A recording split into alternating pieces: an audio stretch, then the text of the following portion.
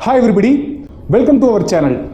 இன்றைய காணொளியில உலகையே மிரள வைத்த கிட்டத்தட்ட 65 வயதுக்குள்ள 400 கொலைகள் செய்த சைக்கோ கில்லரை பத்தி தான் பார்க்க போறோம். எதற்காக இந்த சைக்கோ கில்லர் அப்படிங்கிற டாபிக் எடுத்துக்கோ அப்படின்னு பாத்தீங்கன்னா, மகாபாரதம் ஃபேன் கிளப் அப்படின்னு சொல்லிட்டு நம்மளுடைய சேனலுடைய சப்ஸ்கிரைபர் ஒருத்தர் எல்லா வீடியோக்களையும் பார்த்துருப்பீங்க. சைக்கோ கில்லரை பத்தி போடுங்க ப்ரோ, சைக்கோ கில்லரை பத்தி போடுங்க ப்ரோன்னு சொல்லிட்டு கேட்டுக்கிட்டே இருந்தாரு. ஸோ அவருக்காக தான் அமெரிக்காவில் வாழ்ந்த சைக்கோக்களின் தலைவன் அப்படின்னு கூட சொல்லலாம். அப்படிப்பட்ட ஆல்பர்ட் ஃபிஷ் அப்படிங்கிற கொடூர கொலைகாரனை பத்தி தான் இந்த காணொலியில பார்க்க போறோம். காணொலிக்குள்ள போலாம் வாங்க. காணொலிக்குள்ள போறதுக்கு முன்னாடி நீங்க இன்னும் நம்ம சேனலை சப்ஸ்கிரைப் பண்ணல அப்படின்னா வீடியோக்கு கீழே உள்ள ரெட் கலர் இருக்கிற சப்ஸ்கிரைப் பட்டனை கிளிக் பண்ணி சப்ஸ்கிரைப் பண்ணிருங்க. கூடவே பக்கத்துல ஒரு பெல் ஐகான் கிரியேட் ஆகும், அதையும் கிளிக் பண்ணிட்டீங்க அப்படின்னா 3 ஆப்ஷன் வருங்க. அதுல ஆல் அப்படிங்கிற ஆப்ஷனை செலக்ட் பண்ணிட்டீங்கன்னா நாங்க அப்டேட் பண்ற எல்லா வீடியோக்களும் உங்களுக்கு உடனுக்குடன் மறக்காம வந்து சேரும். சரி, ஓகே, ஷோக்குள்ள போலாம்.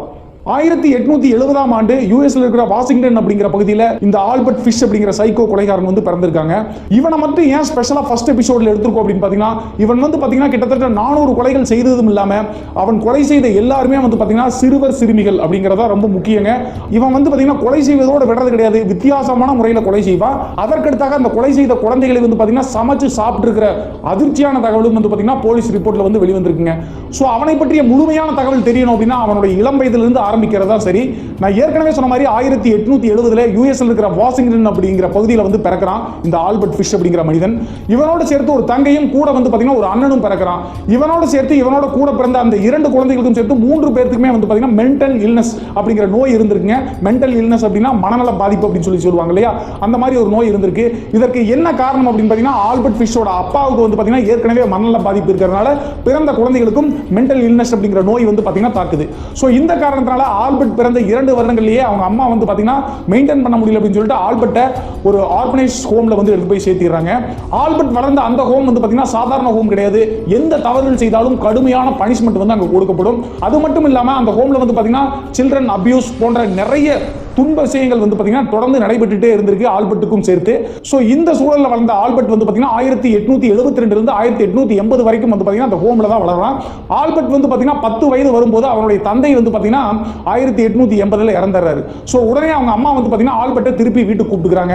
அங்க இருந்து வந்து பாத்தீங்கன்னா 10 வயதுல இருந்து வீட்டிலேயே வளர ஆரம்பிக்கிறான். வீட்டில் வளர்ந்து கொண்டு இருக்கும் போதே பாத்தீங்கன்னா ஆல்பர்ட் வந்து தவறான ஃப்ரெண்ட்ஷிப் காரணத்தினால நிறைய குற்ற செயல்கள்ல சிறு வயதிலேயே ஈடுபட்டிருக்கான். அப்போது வந்து பாத்தீங்கன்னா இந்த சிறுவர் பள்ளின்னு சொல்லுவாங்க இல்லையா, அது போன்ற நிறைய தண்டனைக்கு போலீஸ் மூலமா உட்படுத்தப்பட்டிருக்கான் அப்படின்னு சொல்லிட்டு சொல்லப்படுகிறதுங்க.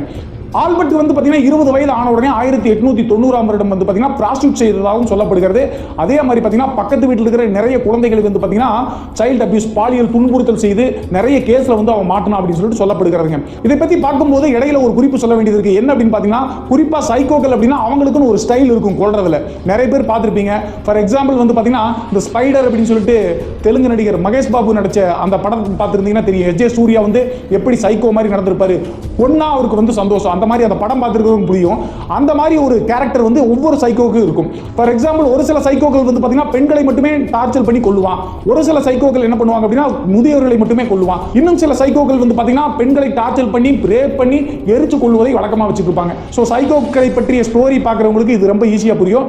சோ அதன்படி பார்த்தா இந்த ஆல்பர்ட் ஃபிஷ் அப்படிங்கிற சைக்கோக்கு வந்து பாத்தீங்கன்னா என்ன கேரக்டர் இருந்துச்சு அப்படின்னு பாத்தீங்க அப்படின்னா, சிறு குழந்தைகளை டார்கெட் பண்ணி அவங்கள வந்து பாத்தீங்கன்னா கடத்தி எடுத்துட்டு போய் டார்ச்சர் பண்ணி ரத்தம் வரைக்கும் துன்புறுத்தி கொல்லுவதை வந்து பாத்தீங்கன்னா இவன் வழக்கமா வச்சிட்டு இருந்திருக்காங்க. இதெல்லாம் உங்களுக்கு எப்படி தெரியும் அப்படின்னு பாத்தீங்கன்னா, அவனை அரெஸ்ட் பண்ணதுக்கு முன்னாடி அவனுடைய வாக்குமூலத்தில் இருந்தா இதெல்லாம் நான் சொல்லிட்டு இருக்கேன். முடிஞ்ச அளவுக்கு போலீஸுடைய ரிப்போர்ட் அவனுடைய தகவலை பற்றிய ஓரளவுக்கு படங்களை வந்து உங்களுக்கு பதிவிட முடியுமா அப்படின்னு சொல்லிட்டு பாக்குறேன்.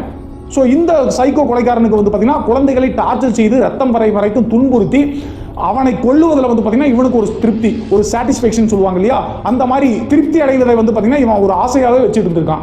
1890 டு 1898 20 டு 28 வயது வரைக்கும் வந்து பாத்தீங்கன்னா நிறைய குற்ற செயல்களில் ஈடுபட்டு குழந்தைகளை கொண்டிருக்கான். ஆனா எந்த கேஸ்லயுமே இந்த ஆல்பர்ட் ஃபிஷ் அப்படிங்கிற சைக்கோ வந்து பாத்தீங்கன்னா காவல்துறையினால பிடிக்கப்பட முடியாம துப்பு துலங்காவே இருந்திருக்கு.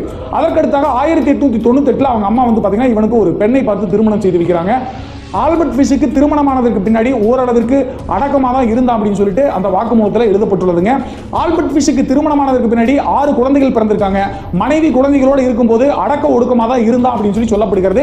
அப்போதும் கூட அவன் அரசு செய்ததற்கு பின்னாடி அவர்களுடைய குழந்தைகள்கிட்ட வாக்குமூலமாக கேட்கும்போது அவர்கள் குழந்தைகள் என்ன சொல்றாங்க அப்படின்னு பார்த்தீங்கன்னா, வீட்டில் எங்களோட இருக்கும்போது தன்னைத்தானே ஆணி மாதிரி இருக்கிற ஆயுதத்தை வந்து இவர் எப்பயுமே கையில் வச்சிருப்பாரா, அதை வைத்து தன்னைத்தானே அடிக்க சொல்லுவாரா, அடிச்சு ரத்தம் வர வரைக்கும் வந்ததுக்கு பின்னாடி தானே வந்து உட்காந்து வீட்டில் தனியாக சிரிப்பாராம்.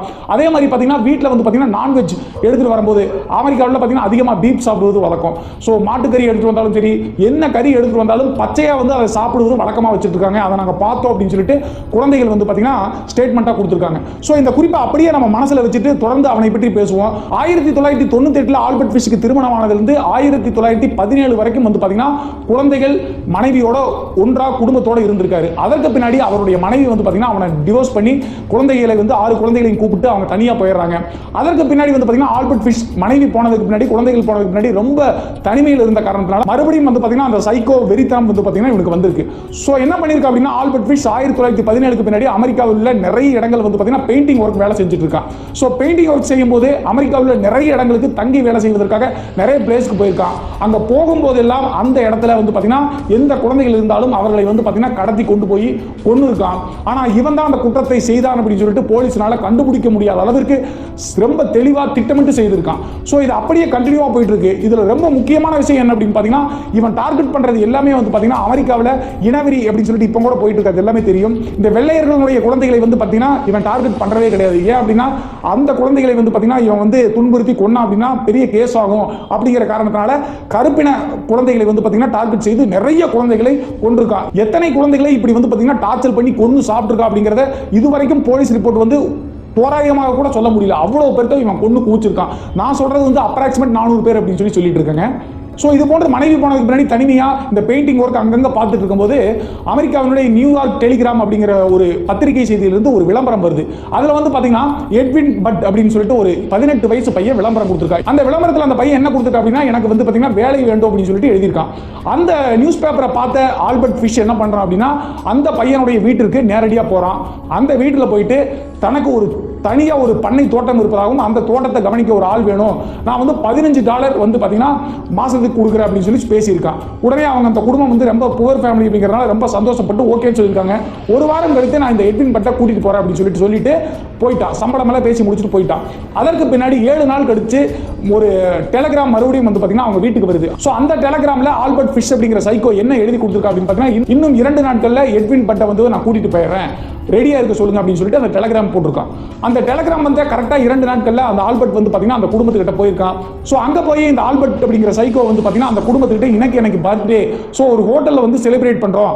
ஸோ அந்த காரணத்தினால எட்வின் பட் அப்படிங்கிற பையனுக்கு வந்து பார்த்தீங்கன்னா 7 வயசில் கிரேசி பட் அப்படின்னு ஒரு பெண் குழந்தை இருக்கு. அந்த குழந்தையை கூட கூட்டிட்டு போயிட்டு வரேன், தனியாக போகிறதுக்கு கஷ்டமாக இருக்குது அப்படின்னு சொல்லிட்டு அந்த குடும்பத்துக்கிட்ட சொல்லியிருக்காங்க. கூட்டிட்டு போயிட்டு சாயந்தரமே கொண்டு வந்து கிரேசி பட்டை விட்டுட்டு எட்வின் பட்டை திருப்பி கூட்டிட்டு போகிறேன் அப்படின்னு சொன்னதுனால அவங்களும் நம்பி அந்த குழந்தையை வந்து அனுப்பிடுறாங்க. அந்த குழந்தையை கூப்பிட்டு இவன் பர்த்டே பார்ட்டிக்கு போற அப்படின்னு சொல்லியிருக்கான். ஆனா ரொம்ப முக்கியமான விஷயம் என்ன அப்படின்னு பாத்தீங்கன்னா ஆனா அந்த குடும்பத்துக்கிட்ட இவனோட பேரை வந்து பாத்தீங்கன்னா மாத்தி சொல்லி தன்னுடைய பேர் பிராங்க்லின் அப்படின்னு சொல்லிட்டு அறிமுகமாயிருக்கான். ஸோ அந்த குழந்தையை கொடுத்ததுக்கு பின்னாடி அந்த குழந்தையை கூட்டிட்டு போன ஆல்பர்ட் ஃபிஷ் மறுபடியும் வரவே இல்லை. சாயந்தரம் அடுத்த நாள் வரைக்கும் அந்த குடும்பம் வெயிட் பண்ணியிருக்கு, எட்வின் பட்டோட குடும்பம். அதற்கு பின்னாடி எட்வின் பட்டோட அப்பா வந்து பார்த்தீங்கன்னா போலீஸில் போய் கம்ப்ளைண்ட் கொடுக்குறாங்க. அப்போ வந்து பார்த்தீங்கன்னா வில்லியம் கிங் அப்படின்னு சொல்லிட்டு ஒரு போலீஸ் டிடெக்டிவ் ஆஃபீஸர் வந்து பார்த்தீங்கன்னா அந்த கேஸ் எடுக்கிறாரு. அந்த வில்லியம் கிங் வந்து பார்த்தீங்கன்னா அந்த பிராங்க்லின் அப்படின்னு சொல்லிட்டு தவறான பேரை கொடுத்துருந்தான் இல்லையா, அந்த பேரை வச்சு அவன் சொன்ன அட்ரஸ்ல போய் தேடி பார்த்துருக்காங்க. அங்கே வந்து பார்த்தீங்கன்னா எந்தவித ஒரு ஃபார்மர் விவசாயியும் அந்த பண்ணை தோட்டமும் இல்லை, அவனும் இல்லை அப்படின்னு சொல்லிட்டு கிடைச்சிருக்குங்க. உடனே அந்த கேஸை வந்து பார்த்தீங்கன்னா தீவிரமாக வந்து கையாள யுஎஸ் கவர்மெண்ட் வந்து பார்த்தீங்கன்னா எடுக்குது. அப்போது என்ன ஆகுது அப்படின்னா கிட்டத்தட்ட கிரேசி பட் அப்படிங்கிற அந்த குழந்தையை கொண்டு போயிட்டு அவன் என்ன செஞ்சா அப்படிங்கிறத நான் ஃபைனல்ல சொல்றேன். அந்த குழந்தையை கொண்டு போயிட்டு 6 வருடங்களாக யார் அப்படின்னு சொல்லிட்டு தேடியே கண்டே பிடிக்க முடியல. இப்படி ஒரு நபர் இருந்ததாகவே தெரியல அப்படின்னு சொல்லிட்டு அந்த கேஸை வந்து கிட்டத்தட்ட 6 வருடங்கள் அப்படியே போயிட்டே இருக்கு. இந்த நிகழ்வு நடக்கிற வருடம் வந்து பார்த்தீங்கன்னா 1929 வருடங்க. So detective officer William King தலைமையில் வந்து பார்த்தீங்கன்னா நிறைய குழுக்கள் போட்டு அந்த குழந்தையை தேடிட்டே இருக்காங்க. ஆனால் எந்தவித துப்பும் கிடைக்காதனால அந்த கேஸில் இருந்து நிறைய போலீஸ்காரங்கள் வந்து பார்த்தீங்கன்னா அந்த கேஸில் இருந்து போயிட்டாங்க. ஆனால் வில்லியம் கிங்ஸ் மட்டும் இந்த கேஸை வந்து பார்த்தீங்கன்னா தீவிரமாக தேடிட்டே இருக்கான்.